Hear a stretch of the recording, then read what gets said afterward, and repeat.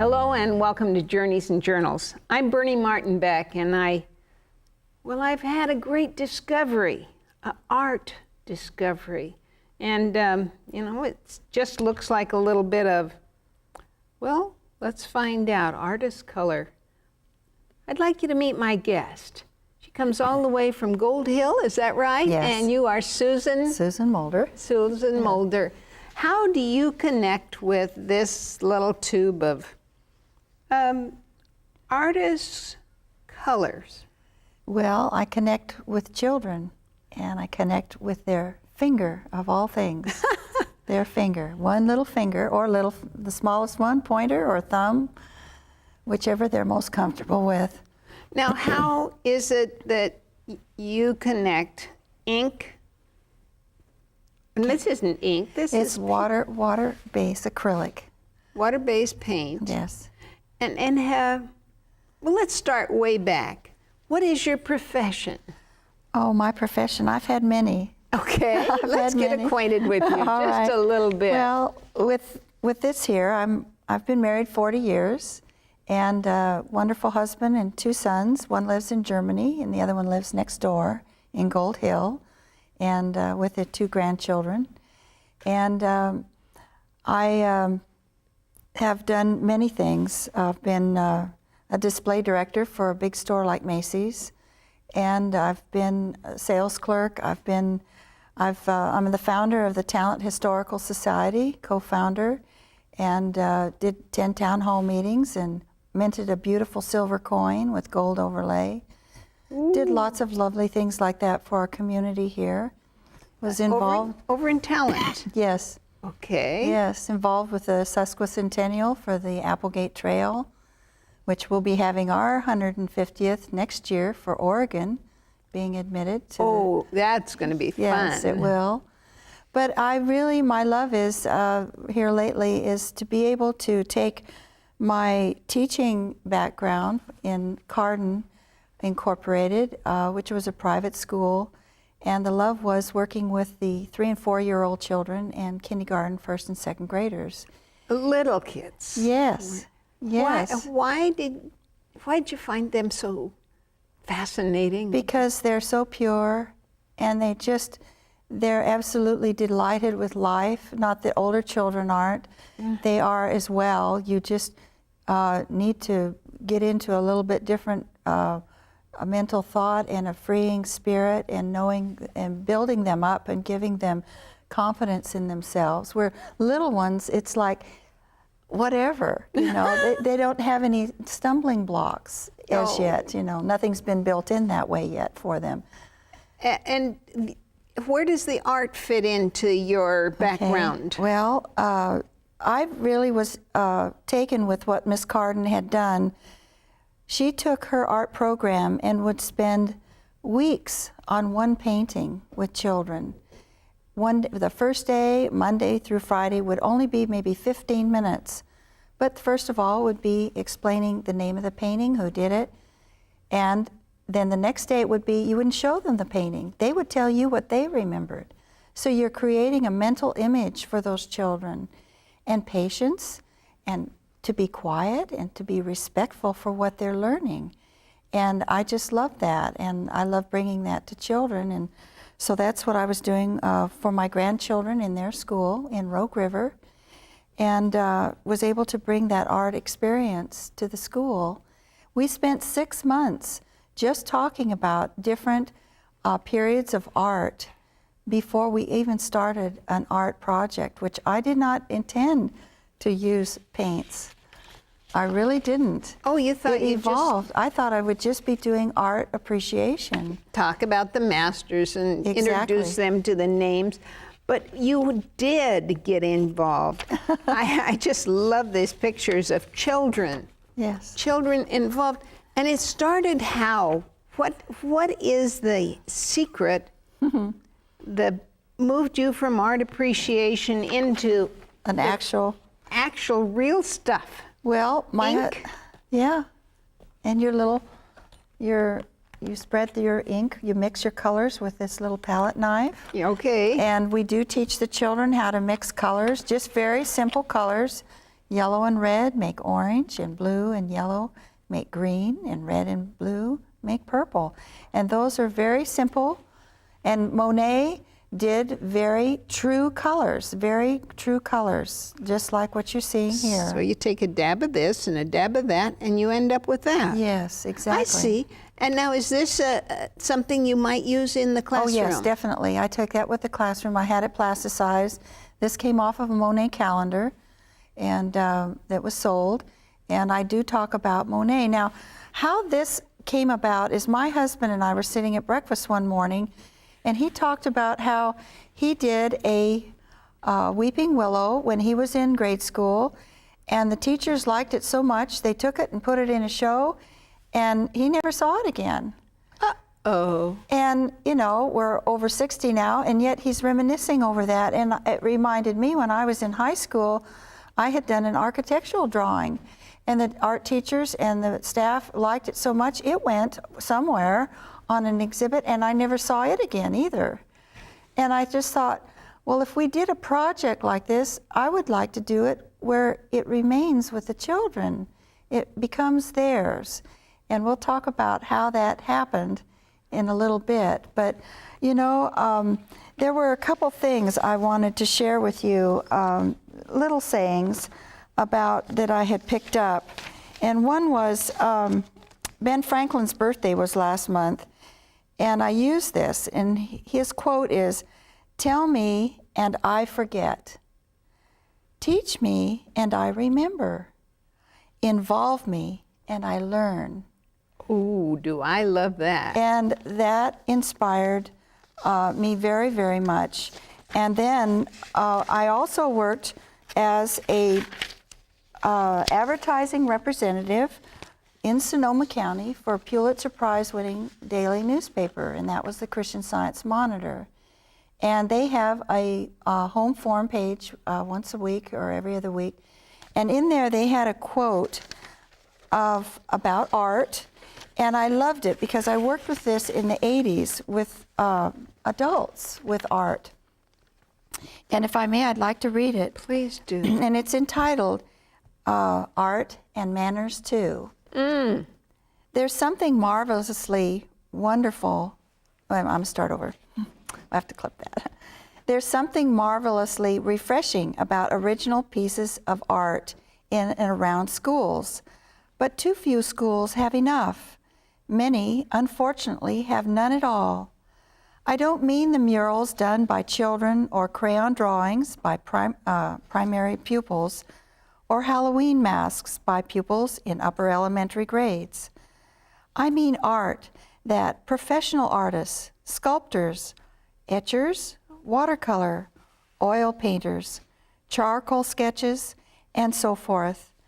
Our youngsters need to live with good art as they live with good music, good architecture, and good manners. The more beautiful and ordered is their institutional world, the more beautiful and ordered they will want to be in their lives. Ooh, so And- that has a broad, life-changing. Yes, yes, exactly. And I just love that, and I've held to it. I've had that reproduced, and I've made a poster out of it so that everyone can read that and have the respect and the love and the understanding of the arts today to aspire to those things. Wonderful. This is your beginning point, is it? Yes. Tell me about the picture and. Well, we talk about Monet, who he is, how many children he had. He had many children, 8. His second wife helped him a great deal. And he had a huge love for lilies and water and light.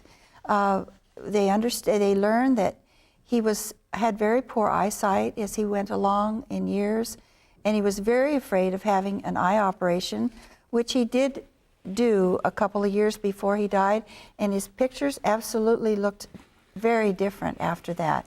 They took the cataracts off, and he could see light in a different way. But Impressionism is not a lot of detail. It's more about light and color And he painted the Japanese bridge and the water lilies over and in fact, he even diverted water from a stream to go through his property so that he could create his own water lily garden. That's seriously yes. intent as an artist. Now, you'd been inspired by his work. Yes. At a younger, earlier time? No, I think just here recently. He was just one of the artists. I do many artists through the year in preparation, like 6 months before we even began to do anything physically with Monet. I had already done artists from Scotland, Little Boy with a Rabbit. We did bubbles. We did sleigh bells. Children wanted them to understand about sleighs. At Christmas time, they'd sing jingle bells and not even understand what a one-horse open sleigh is. So I wanted to bring that alive in art for them. And now, did you just show them these pictures and then talk about classical pictures? I had some old newsprints from 1870s showing a sleigh that was a swan in Boston, and it had over 40 people in it and 8 horses pulling that sleigh, along with a one-horse open sleigh in it as well, and children throwing snowballs and dogs running around barking. It was a beautiful black and white etching. And so I explained to the children about some of these pictures are before photography, and we talked about Peter Britt being the first person in our own area here to photograph Crater Lake. And so you want to bring into what they can relate to today. Now, what age children are you talking about? Well, this is from kindergarten to 5th grade. Oh, so you have 6-year span there. Yes, yes. And I have to adjust it to their grade level. I break it down to their grade level. And this introduction of art, I mean, only some are palette arts, and some are this. Yes, with a paintbrush. And some are even finer brushes. You probably have the one camel hair bristle. Oh, yes. Well, this brush here is the very brush we used, only brush strokes that are on the painting of Monet's that we did for the bridge. Tell me where that is. This is the bridge in here. And who did the bridge? And that was the 5th and 4th graders did the bridge. So it has some significance. We wanted a little bit different texture. We didn't want it to blend in with their fingerprints too much because we work from the back of the painting here and work forward. And I didn't want fingerprints to be blended in with the trees. You know, this is very interesting. When I started this, it was spring by then, and the weeping willows were just coming out. And do you know, I brought in cuttings, and some of the children didn't even know what a weeping willow was. And so they got to see it. And one little boy came back the following week, and he says, I have a willow tree in my backyard, and I didn't even know it. Oh, good, because he matched it up with what you'd brought. Right. Now, what do we have? I mean, what is this about? In the background, this is background music that I play all the time when I'm in the classroom, and it's classical music, and the artists on this is our Debussy, our Schubert, Beethoven, and some other artists, and they get to hear this beautiful, subtle music, and it helps them to relax and to really concentrate more on what it is that we're doing. And it is a wonderful thing. The teachers, I have to say, it really showed them how the children can settle down. And, you know, one person can, you know, usually as a substitute teacher comes in, the children, the class just, oh boy, now what can we do today? You know, how can we fool her? Or we used to do spitwads. I don't know what they do nowadays, but yes, when you'd come in, what happens? The music goes on. Like I said, we had 6 months of preparing before we started this project, and the respect. And the teachers would tell the children before I come in, now this is a very special time, And Mrs. Moulder is dedicating herself as a volunteer to come and show you things that you may never see, have the opportunity to go to a museum. Maybe you will. Maybe you'll be fortunate enough to see those things. But she's bringing that to your class, and you need to be on your best behavior. Well, and I appreciated that when I came now, into the were class. the children in different classrooms, or were they brought together, or what? I visited the classroom. They didn't have to leave the classroom. I went to each and every classroom. So it took quite a bit of time. Yes, and caring. And you spoke differently, of course, to the Yes. big kids. Oh, yes. And I taught the older children, even the young ones. We did some French songs. They learned to do a French flag salute. And so they get to do those things too, which is just really such a treat for them. Oh, it's a world apart, a whole different world. Now, the picture that you have done, let's start on the hows of this. Okay. Well, what we do is Let's put up the blank canvas here, Yeah. and I'll put out the tray, Yep. and you're going to make believe you've put some ink in it. Okay. What happens first? All right. Well, first of all, we mix these colors that we talked about. Now, and I asked them now, we're looking towards getting a color green on here, but we don't want the same color green. We want a contrasting green, one with a little bit more blue in it. So I take and put a dot of blue here and a dot of yellow on here. Then we take the little knife and we take a little of this and we take a little of that and we mix it together and we look at it and we hold it up and we say, now, is that dark enough? Or do we need a little bit more yellow? They'll let me know, and then we'll try it out, and then we have a piece of paper here. Then they put their finger in that, and they go, my finger? I said, yes, your finger. We're going to use your finger. And just roll it around there, and then they get to feel that. And that's pretty interesting to them. Oh, it's better than toothpaste. Oh, yeah. Oh, they just love that. And I say, okay, now you're going to take that and just a couple of dots in an area. Now, I don't know if it shows on your camera, but in this picture, as we start on the canvas, it's all chalked out. You may see the bridge here. Well, when we started out with the trees up here, I had to put little dots with chalk, and that's where they were to put their fingerprints, so they knew where to go and what little area we were working on today. Now, would Monet have used chalk as well? I think he just sketched out his paintings, perhaps at times, but I understand he was pretty freelance, and he just went by the light, and he worked very, very fast. A lot of artists went into a studio. He worked in a studio, but he loved to work outside, and he'd work quickly because the light would change. Oh, and he was sure. after that light. He wanted to capture that light. So you have kids putting on the green. And then what? Well, there was one little girl, she was afraid. She was afraid to make a mistake. Oh. And so I took her finger and I smeared it across the canvas just a little ways. And she said, oh, what have you done? I said, we didn't make a mistake. We can't make a mistake. Now let's go back to our paint, and I want you to dab over that smear. And she says, it's all covered up. I said, yes. I said, you see, you can't make a mistake. So the next time when we came in class, she was ready to go with those paints. Well, how many times did each child get to put their finger in the paint? About 4 different times I visited that class. So they got to see the progress from the other children working too. Oh my, so then the little kids and then the bigger kids and... Well, the older classes started it out, and I let them know that they were going to come down to the kindergarten class when the kindergartens were going to do the very last of the water lilies. They did the pink, and they said, we don't want to go down there with the little kids.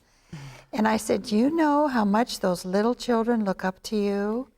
They admire you so much. Really? I said, yes, they do. And I said, it'll be a treat for them for you to come to their classroom. And so they did, kind of reluctantly. But once they got in there, and because the older children knew exactly what to do, the little ones just marched right up there individually, one at a time, with another 5th grader, and they left their mark. Okay, now, Show me where the mark is. Okay. This is the tiniest hand, the tiniest finger. The littlest finger did the pink, and that was the kindergartners. The white petals on the water lily were done by the first graders, and they used their pointer finger. However, before that came along, the second graders used their thumb, and they did the lily pad in the back. So everybody used different fingers on this. Which is the equivalent of a different size brush or a different Exactly. pen, pencil. That's right. This teaches them a lot. Now this card, it's the work that you have done has already been copyrighted. That's is correct. that right? Yes. And what's his? Oh dear. This is as important as the front to the children. This is broken down by their teacher with her or his signature with their fingerprint. Signature. Yes, that is their signature. And then the class followed suit, and then I put their initials by their fingerprint on the back. And it goes class by class on each side. And there's over 280 some students. And then we had the custodian, the principal, we had the teacher's aides, all of them contributed. Is your fingerprint in here? It is on the original. I didn't at this time when that was done. It is on the back of the original, yes. Oh, let's talk about the original, because that is so exciting. You're telling me that each one of these kids had not 1 or 2 or 3 chances. Some as many as 4 times. They I came visited. to this picture. Yes. They got to put their finger into that. Because the first time when we did it on the paper, that was their trial. They did that one. And then they went from this, they went to canvas, and they only put a couple on there just so they could be comfortable with it. Then when I came back the second time, they probably did 5 or 10, and then the next time they did even more. And we kept building on that. And so there's over 5,000 fingerprints on this canvas. Now that I didn't know. Yes, over 5,000 fingerprints. So each child, 250, 60, an adult, had this repeating. Yes. So they could watch their own progress. Exactly. And I brought in a little frog. We talked about ponds.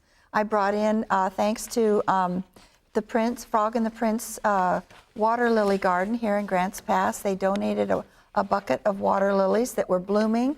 I brought those in and explained to the children that these are not like flowers that grow in your garden. These flowers have to have wet feet. And so that was a joy for them to see what lives in a pond. Some of these children don't know what a pond is. That's As close as we live to the Rogue River, some of them, if you can believe, have never been to the Rogue River. And so we talked about these things at Palmerton Park. There are frogs there. Palmerton is an arboretum, one of the few in Southern Oregon, and I encourage you to go there and appreciate the excellence of things. Right in Rogue River, and don't forget the swinging bridge. Yes. Now you have brought along with you, I mean, while we're admiring the picture as it took shape, who did the bridge? The 5th and 4th graders did that with a brush, yes. So that even is, they learned 2 different styles after they had their thumbs. Right. But then we had a surprise. What was that? I asked a little 3rd grader who wanted to be a reporter, oh dear, sorry, a reporter, and she wrote a letter to France. And we had a response from France, from Monet's home, from the docent that's been there for almost 30 years. Rogue River School. Yes. There it is. There it is. And so she sent a gift to the school, a poster of Monet standing by his garden. And that didn't arrive until summer, but they did get to see that. And then we did enter it at the state fair, where thousands of people did see it. Let's see that state fair picture. Okay. Oh, yes. And we did get a chance to visit with the governor, and he was well aware of what we had done because we'd sent him a letter ahead of time. And he wasn't able to get to the fair, so we just nonchalantly went to visit the Capitol, and we ran into him, and he asked to have this picture of our family. This is Grandma and Grandpa. Yes. And Colin, our grandson, and Miss Ellie, our other granddaughter, with the governor. And did he have more than time to say hello? Yes, he took us into his private office, and he even autographed a Harry Potter book for my grandson and Oregon Blue book for my granddaughter. He really spent he didn't have to spend that time with us, and he was so gracious and so enthusiastic with the children. Well, now, these are available. Where Yes. would I find this card? You can find them at the Woodville Museum, which is the permanent home of the painting. We were going to auction it off. It has been appraised at $1,800 to $2,000 for this painting, and I could not auction it off. I felt it belonged to the children. So there it is, this work of art. Yeah. And this is the original. Yes, I mean, it is. These are just like those pictures of the kids putting theirs on. Yes. And the Woodville Museum's just wonderful. Anyhow, I invite everyone over to downtown Rogue River to see it. What have you learned from this experience with these unique artists who didn't know they could be artists? You know, I think a child said it best when it was over with. You know, you're working up close, which is Impressionism. It looks like a big blur. He saw it when it was finished. A fifth grader came by at a distance and he said, "Did we really do that?" And to me, that said it all. We did it as a group. No one was, it was like better than a football game because there weren't any single stars. They're all stars. All of these little prints, you said thumbs, four fingers, and pinky. Mm-hmm. Now the pinky made the very center of the water lily.